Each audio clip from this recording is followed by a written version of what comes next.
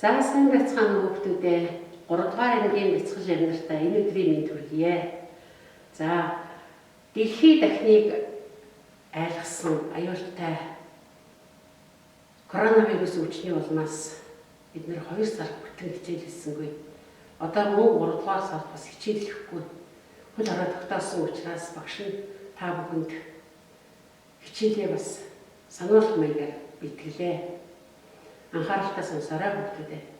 За энэ хичээлийн мөн хичээлийн явах хажуугаар бас даалгаврыг сайн анхааралтай хийгээрэй. За ингээ бүгдээрээ ардын ёс заншлын тухай юу хичээл болгон дээр яригддаг. Төргөн тод хэллэгийн дасгал хэлцүүгийн тухай тайлбарладаг. Ийм учраас багш нь даалгаварт нэгэн тусгасан учраас өнөөдөр зүгээр ардын ёс заншлаас бүгдээрээ ярилцъя гэж шийдсэн. За багш нь маскаа авч. За Монгол хүн мориод эдэлдэг. Тийм учраас өөр бол морины толгойд морийг барих зорилттой юм хэрэгсэл байгаа. Өөрийн хувь гэж нарийнхан урт модонд ингээд дүлгсэн ихний яг морины толгойд ордог хэсгийг өөрийн хувь гэж хэлж байгаа. За Монгол хүн өөрөнд нэг алхахгүй. Ардын ёс заншлын одоо нэг их хэсэг бол өөрөнд нэг алхахгүй. Ямар ч урт уурга байсан тойроод гараад явдаг юм заншилтай. За мөн айлчин гийчин тухайн айлд нохоо нуцаад адуун язгаагаад уяан дээр мөртөө хүнийгээд морио уйж авах хооронд гэрийнхээ хаалгаар шагааж харддаг юм байна. Хэрвээ айлын жоохон хүүхдүүд хин ирж нохоо хуцаад хин ирж гээд шагааж харах юм бол ээж нь бөгөөд эмээ юм уу тэр хүүхдүүдийг харуулахгүй болиулдаг. Хүний урдаас харддаггүй гэд болиулдаг. Манай хөдөөний ард түмэн одоо ч гэсэн тийм ёс заншлаа биелсээр байна. За мөн зочин гийчний урдуу гүйлдэхгүй. Зочин гийчин айлд орж ирээ суудсан идэ цайгаа бариад тавтай идэг үртэй ингээ байж хахад нь хоол унд хийгээд айраг цагаахаас өгнөөд ингээ байж хахад нь хүүхдүүд зочны урдуур гүйлддэг юм байна. Гүйлдэхгүй.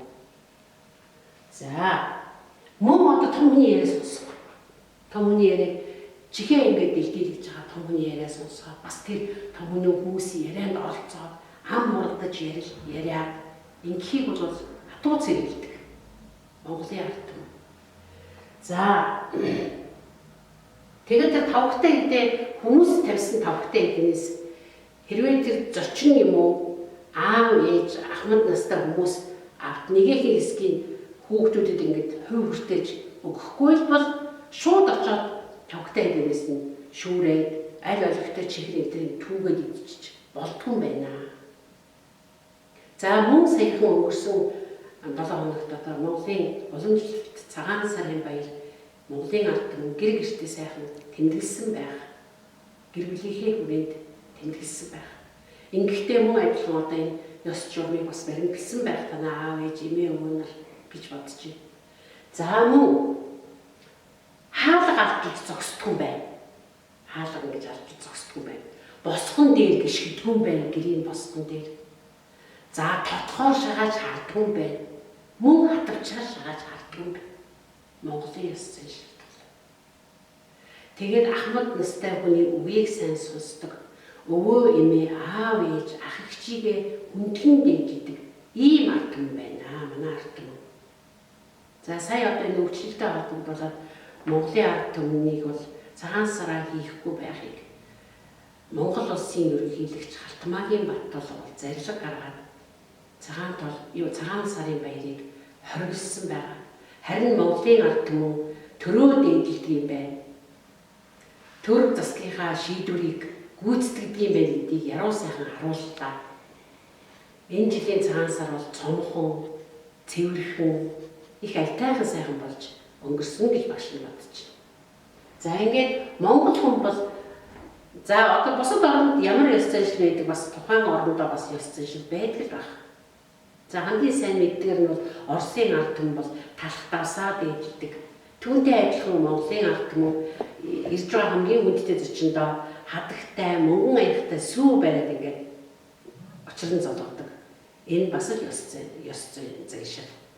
За сая мөн цагаан сарын баяраар аав ээжтэйгээ золгож байгаа хүүхдүүд хадаг бариад аав ээжийнхээ тохойн дороос нь ингээд өргөөд тэгээ золгож ирсэн. Тэгэхээр одоо ёс заншлаа мартах юм бол ойд төөрсөн сармөгчин луга адил гэсэн нэг юм үгтэй хатууч гэсэн үнэн үг шүү хүүхдүүдээ. Тийм учраас бүгдээрээ ёс заншлаа баг багаар нь өөрснөө бас амьдралдаа хэрэгжүүлж Монгол хүнээрээ байгаасай гэдэг үгнээс багш нь ардын ёсын тухай хичээл дээр нэлээд сайн оруулдаг. За хоёрдугаарт нь монголчууд байгаль ихээ хүндлэн дээдэлдэг ийм арт юм. Өглөө босоод монгол ээж нар цайгаа чанаа цайныхаа дээжийг тэнгэр хангаада өргөдөг. Үдшийн бүрийгээ тэнгэр хангаа бурхан тэнгэртээ сүүнийхээ дээжийг өргөдөг ийм арт юм. Мөн одоо цагаан сарын шинийн 8, 15-ны өдрүүдэд буян их ариун хийдэг ийм арт юм аа. За ингээд ирж байгаа зочиндоо бол эдээ ундааныхаа аль сайхан амттайг дээжлэн барьдаг, ахмад наснаа хүндэлдэг, хүүхэд нялхсыг тэтгдэг ийм сайхан арт түмэлээ бид. За тэгэхээр байгаль ихтэй холбоотой багш танарт нэг сургуульч дээрс гисэн байгаа. Дархан цаазтай газар гэж юу юм бэ гэж. За хоёрдугаар хэсэгт нь багш нь дархан цаазын тухай нэг хэлж өгье гэж бодсон. Дархан цааз гэдэг бол одоо байгалийн үзэсгэлэнт сайхан газрыг хүн амьтан янз бүрийн гадны нөлөөллөөс хамгаалсан төрийн одоо дэлхийн өвд бүртгүүлэхээр төлөвлөсөн ийм газар орныг ургамал модын түүхгүй, хуулж гэмтээхгүй, ан авын авлахгүй гэсэн ийм хууль зорилготой газар, дархалсан газрыг дархан цаазтай газар гэнэ. Мөн агнахыг хоригдсан амьтдыг бол дархан цаазтай амьтан гинэ. За манай Монголд бол дархан цаазтай газар бол нэлээд хэдвээ. Жишээлбэл Эзэн Чингисийн нутаг хан хинтийн дархан цаазтай газар байна. Мөн Аранхай аймгийн Булган бол дархан цаазтай. Хангай нурууны ноён оргил Отгон тэнгэр хайрхан бол мөн дархан цаазтай. Бидний оршин амьдарч байгаа Алтан твшийн хөндий буюу Улаанбаатар хотын урдад сүндэрлэн харагдаж байгаа Богдхан уул бол бас дархан цаазтай ийм газар орнууд байна. За дархан цаазтай амьтан гэхлээр агнахыг хоригдсан, эрвэс шилвэс, тийм ээ, ховордсон, янгир ямаа гэх мэтчлэн дэлхийд хурдсан тахь, хулан тахь байна. Эдгээр дэлхийд хурдаад байгаа ан амьтдыг бол дархан цаазтай гэж бас агнахыг хоригдсан учраас дархан цаазтай амьтад гэж нэрийдсэн байна. За ингээд багш нь та нарт одоо даалгавар өгнө. Та нар багшийнхаа хэлсэн энэ ёс заншлыг давхардуулахгүйгээр өөрснөө аав ээжээсээ, эмээ өвгөөсөө, ахмад хүмүүсээс, эсвэл ном зохиолоос, эсвэл телевиз радиогоос сонссноо 5 ёс заншил бичиж ирээрэй. Хичээл эхэлсэн өдөр багш нь та нараас бичсэн ёс заншлыг, эдгээр ёс заншлыг давцуулахгүйгээр өөрснөө та нар ёс заншил зөндөө их бий. Тийм учраас та нар эдгээрийг давцуулахгүйгээр шинээр 5 ёс заншлыг бичээд ирээрэй. Багш нь танаас бас өөр даалгавар өгнө. Өдрөөр нь цаасан дээр даалгавар бэлтгэсэн байгаа.